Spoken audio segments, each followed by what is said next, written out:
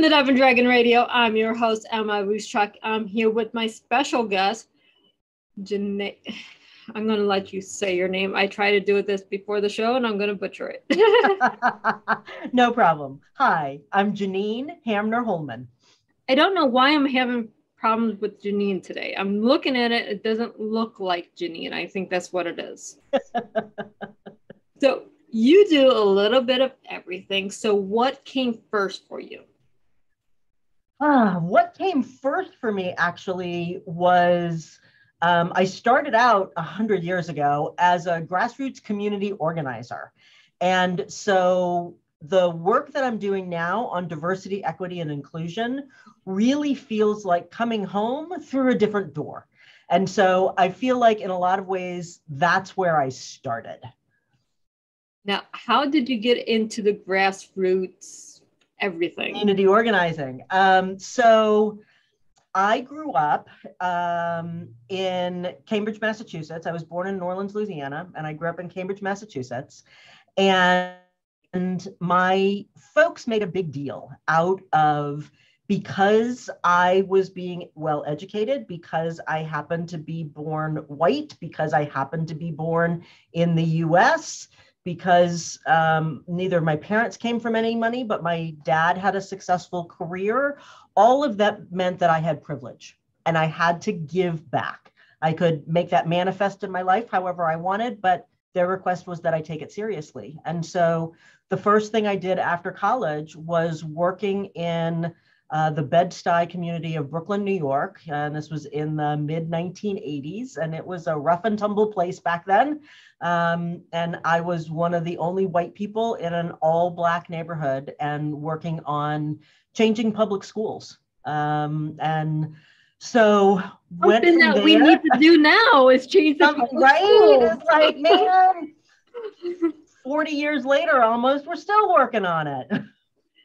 30 years, I don't know. However many years later it is, long time. Right. We still don't have a handle on it. No, we still don't have a handle on the education system. I don't know how to even get into fixing the education system. We're supposed to have an education secretary that does this, and it doesn't seem to be working out. But, that's neither here nor there. Yeah, and sort of from all of that and from helping organizations get a handle on this thing called diversity, equity, and inclusion, I got into organizational health and wellness and really what makes it great to be part of an organization, what makes for a healthy organization, what makes for healthy team members, and sort of this whole area of organizational wellness came into it. And then you put over all of that, the pandemic that we've all been living through. And then you put over all of that, the racial awareness and reckoning that really, through a lot of tragic reasons, really, I think the conversation got crystallized and a sea change happened on May 25th of 2020 when George Floyd was murdered. And the conversation shifted from, that's one bad cop to we've got a systemic problem here. And so you put all of this together and really looking at what's happening to people inside of organizations who are living with all of this uncertainty and all of this upheaval and all of this reckoning and this area around organizational health and wellness really started bubbling up as something really important to focus on. So, I mean, we're seeing this now, not just at the corporate CEO level, but we're seeing it at the local McDonald's. We're seeing it everywhere that we have to incorporate, we have to merge together as one people. I have a friend named Claude Silver, who is the Chief Heart Officer. Isn't that the best title ever? She's the Chief Heart Officer for a global corporation. She's the number 2 person in the company. And she sent out a posting yesterday on LinkedIn about our opportunity to come together hand in hand as we're moving into 2022. And I think that, that kind of an idea is so important right now. I mean, we are at a place, I was doing a little bit of reading before we started talking today, and 1 in 4 workers say that they plan on leaving their job when the pandemic is over. 1 in 4. And a recent study said that 82% of employees would consider leaving their job for a more empathetic organization. And I don't know if I'm right about this, but my gut says that this idea of an empathetic organization, this idea didn't really exist 2 years ago. That people were thinking about, is my company, is my organization empathetic? Are we really thinking about and feeling ourselves into somebody else's experience, which is what empathy is. And I think it's created, 2 years ago, the idea of corporate wellness was, well, maybe we pay for people to have a gym membership, or maybe we have yoga, and, and they were good ideas. Yeah. But it was all a focus on me as an individual. How am I healthy? As opposed to us as an entity together. How are we healthy? And a transformation, a transformative shift from thinking about personal wellness to really having wellness be an organizational mandate. That right. That your company should be a family. If you look at your company as a family, I mean, that's what we do at my company. We're a family. So if one of our family members is having a hard time with something, ABC, whatever it is, what can we do to help the family member? And that idea, I think, has existed in many different kinds of organizations, but really mostly in like small family-owned, mom and pop, in the nonprofit world. Like that was more of the way that organizations thought. And I think that there's a shift happening that now bigger organizations are taking it on. Let's see, I worked in McDonald's eons ago, it feels like, and it was, how can you, the individual, work for the company and lose a complete identity, because you're not supposed to have an identity when you're working at McDonald's. But you're supposed to smile, just be friendly, be outgoing, and keep all your opinions to yourself. Well, and if we think about it, in most organizations, certainly when I was coming up, that's how it was. Like, you check yourself at the door. Whatever is happening in your life, in your personal life, you leave that at the door, and then you come and you are Janine the worker, not Janine the person. Right. And we have realized, thankfully over the last couple of decades, that's actually not the way that humans work. We are, in fact, one integrated being. Right. We're not a bunch of robots.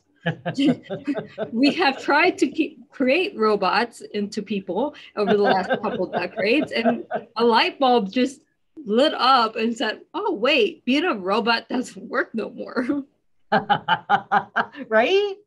So what do? We have robots doing the work for a person and get rid of the person, or we start embracing the individual and going, oh, they have ideas. Maybe having an all black building that looks like a prison isn't the best for marketing.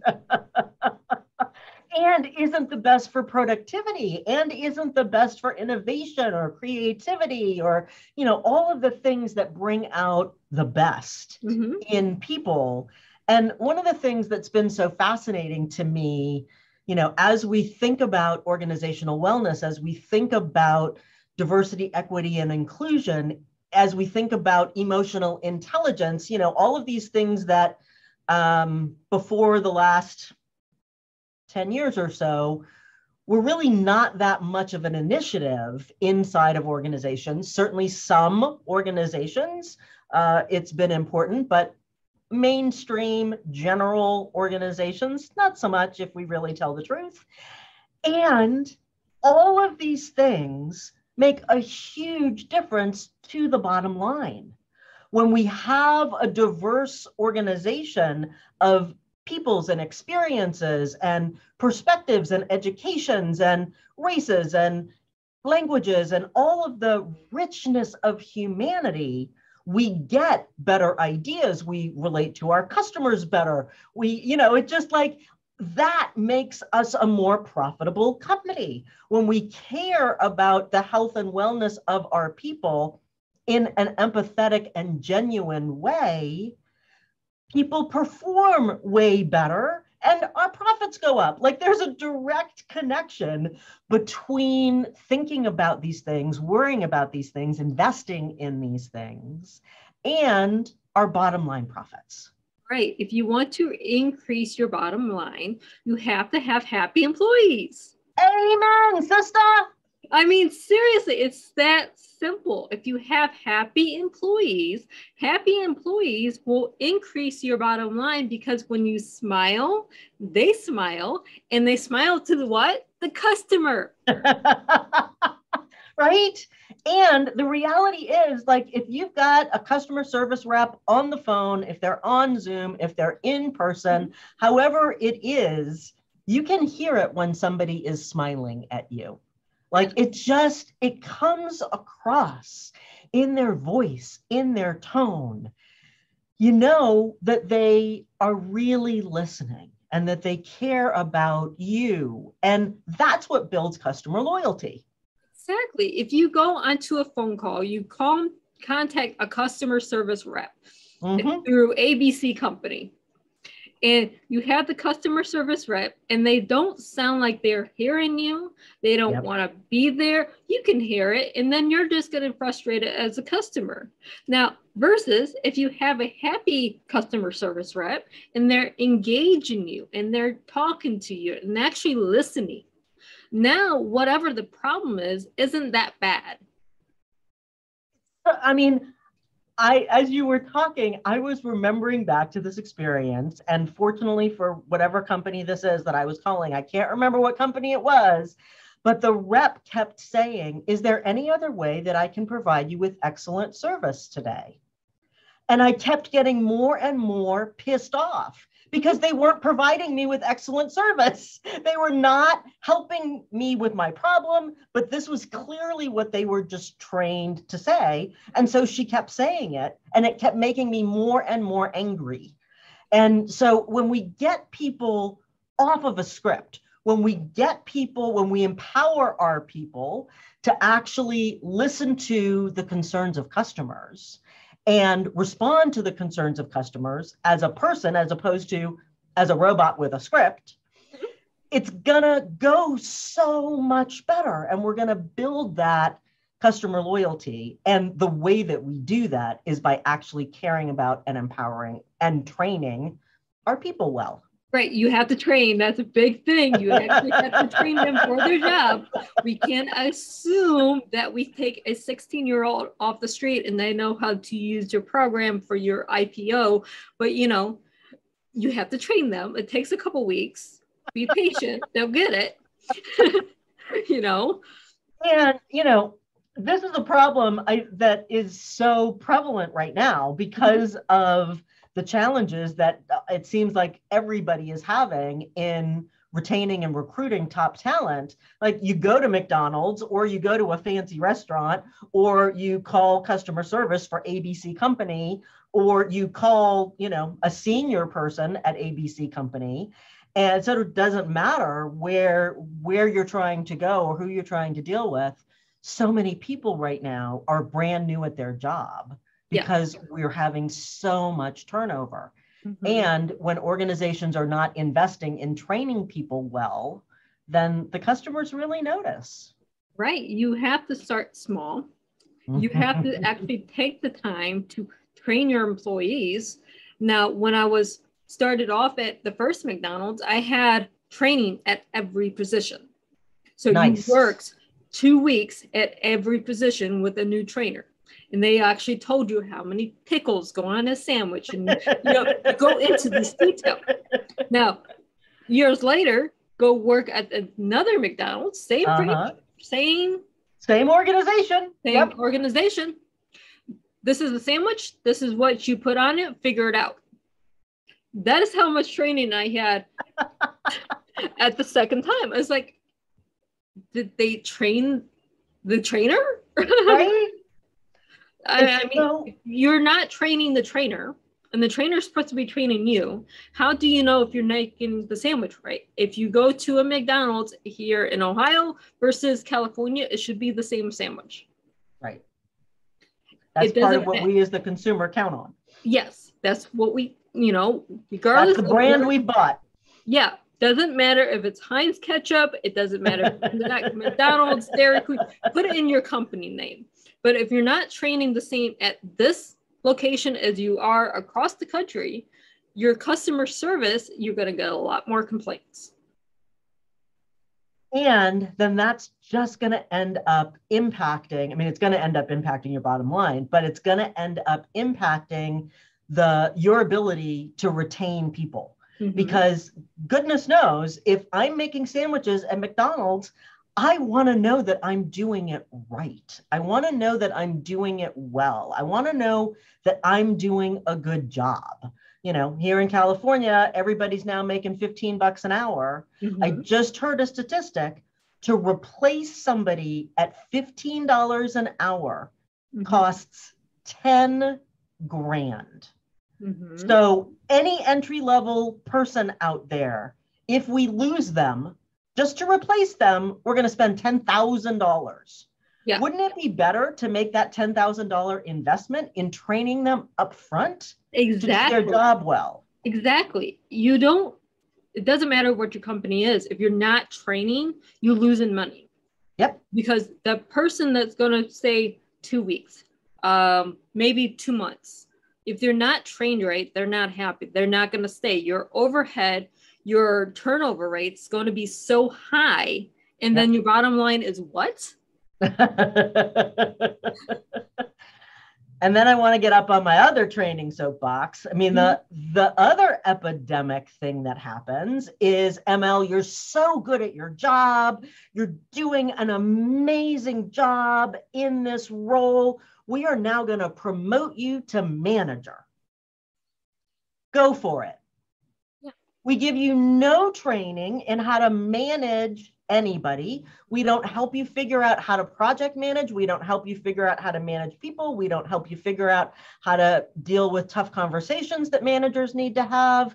None of it. We say, you're awesome at your job. We're going to promote you up. You're excited. You get a raise. Now you are managing all the people who used to be your peers with no support and no training. And 91% of managers have never been trained how to manage anybody or anything. Yeah. And it's one of the reasons that I started my company, is to help train managers how to do a good job. Because most people just don't know. No, you're not trained. Okay, if you think about any fast food place, how many fast food places have 16-year-olds as the manager? Unfortunately, a lot of them. Think about this here for a second. So you have a 16-year-old who's in high school, right, that can't manage taking their dog out to walk. Now managing people that don't know how to interact with people. Right. And they probably don't know how to do scheduling. They don't understand payroll. They don't understand ordering. So you run out of things constantly. There's a whole downhill effect here. Oh man, see, I've just gotten the answer. My husband is a huge fan of a chicken sandwich at a chain restaurant that I will not name. Mhm. And I have not understood how they can run out of the spicy chicken sandwich all the time. He will ask me to stop on my way home, pick me up a spicy chicken sandwich. Sure, honey, I would be happy to. No, they have no spicy chicken sandwiches. How is this possible? It's possible, ML tells me, because they're 16-year-olds who are running the damn ship. Yeah, this happens. I mean, it doesn't matter if it's a name place. It doesn't matter if it's a mom and pop restaurant. It doesn't matter. You put your 16-year-old in charge of ordering. Mm-hmm. And the first restaurant I was a manager to, the first time I did ordering, I was like, show me what I'm doing. How many cans of this do we go through a week on a low end? How many cans do we order on a high end? I had the intelligence enough to ask the questions. Why? Because I didn't want to be the one that said, you don't order enough stuff. Well, right. So my first order was actually overstock because they wouldn't tell me how much we use. If you don't know your yields, regardless if it's food or clothing, how many shirts do you sell in a week? How many dresses, how many shoes, whatever the product is, you're either going to have overage or you're going to be short. And if you can't, let's set ourselves up. Let's set our world up. But like at the very least, let's set ourselves up for success so that, we can have things function well. I mean, my purpose on the planet, I have decided, I have proclaimed, is to have the world of work be one in which everyone can thrive. And I'm not going to achieve that in my lifetime. That's a big goal. And so my goal is to get as close to that as I can and to enlist as many people in my campaign as I can along the way. And so if we can make easy stuff easy and routine stuff routine, and remember that when we promote 16-year-olds, like they're going to need some help. I mean, remember who you were when you were 16. I was a big hot mess when I'm 16. I know. I'm 57 and I'm still sort of a big hot mess, but at least I know what I know and I know what I don't know. I know the right questions to ask. Exactly. When we're 16, we don't know any of that. No, we don't. We don't know to ask how many pickles go on this. We don't know how to order a truckload of merchandise. We don't know how to do inventory. We don't know how to do scheduling. We have to be taught. Yep. You can't just throw someone in the deep end because you might have an employee A, employee B that cannot work on the same shift for whatever reason. Right. They're both good employees if they're separated. If they're together, they could be at each other's throats or just talking to so much that nothing gets done. Exactly. I mean, and it takes some time to learn that as humans and to learn how do we negotiate that and how do we help people, and how do we have the conversation with those two people about either you can't poke each other's eyes out or you can't talk all the time. Like neither one of those are actually great. I'd rather you talk all the time than poke each other's eyes out given an option, but really neither one are good. Right. Because we're paying you to do a job. Exactly. You're there to work, but at the same time, you have to have enough training to enjoy what you're doing, to actually be productive in what you're doing, and to be organized. Isn't that a wonderful word, to be organized in your job?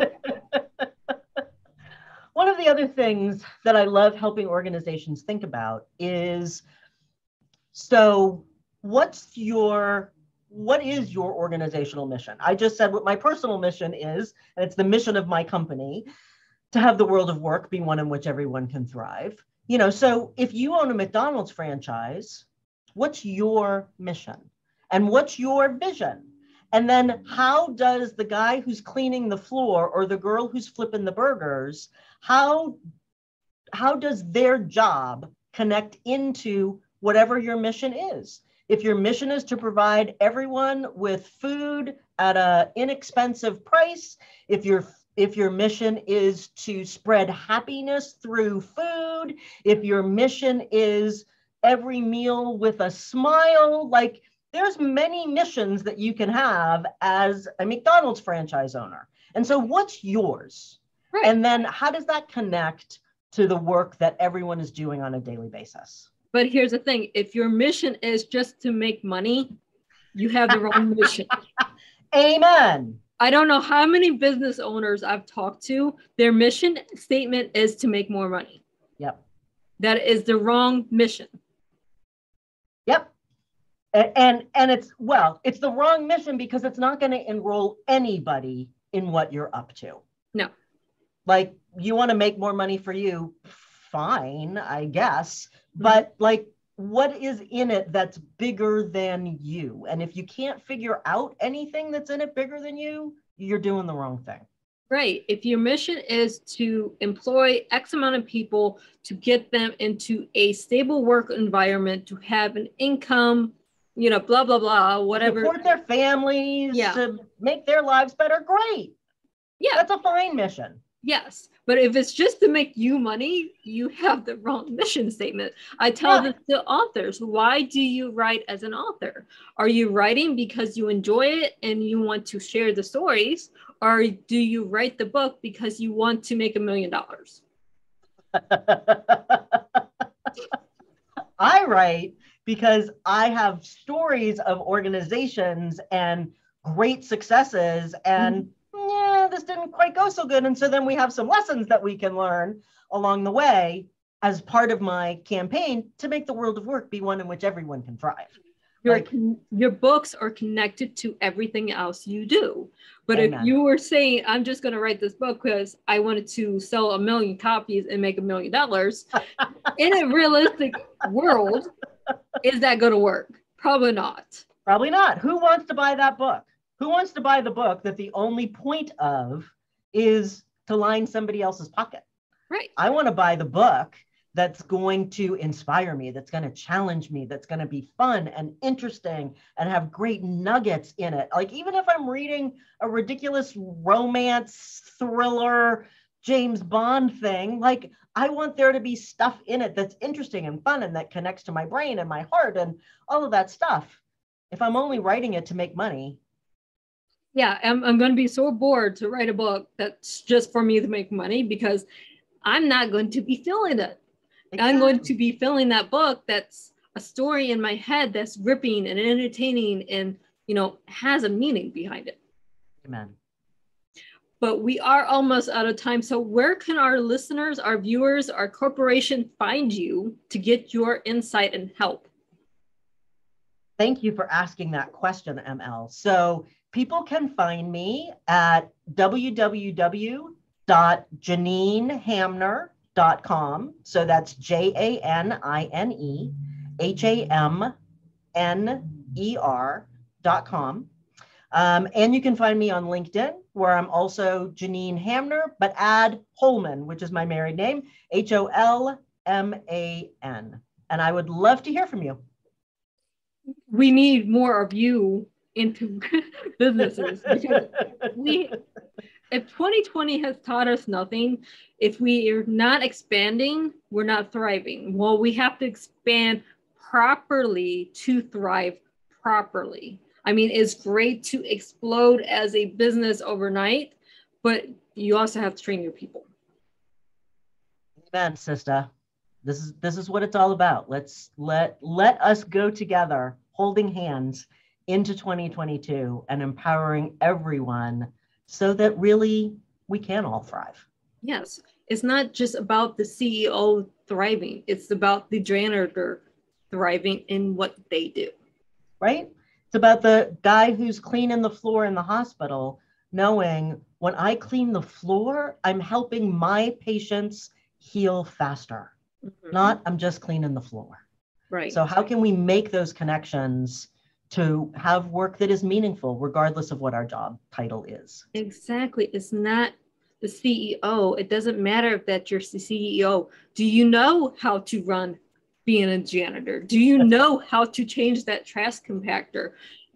Do you know what steps you need to train your people? Right. And let's get them trained up.